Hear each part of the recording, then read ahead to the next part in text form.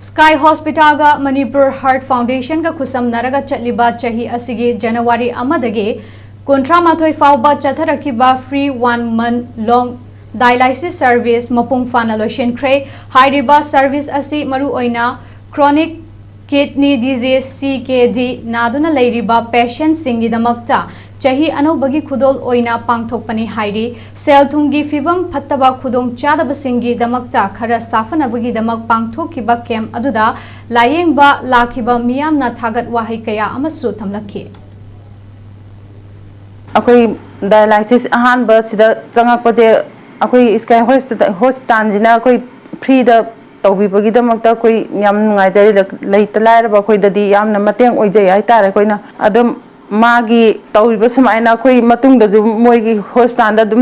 adum tawjage haina ga chu khanjai koi akoi damakta maina yengaga akoi damakta yamna mateng pangbi leita lair akoi dadi leita bari na khoi di moi na khoi damakta awaba kaya ju moina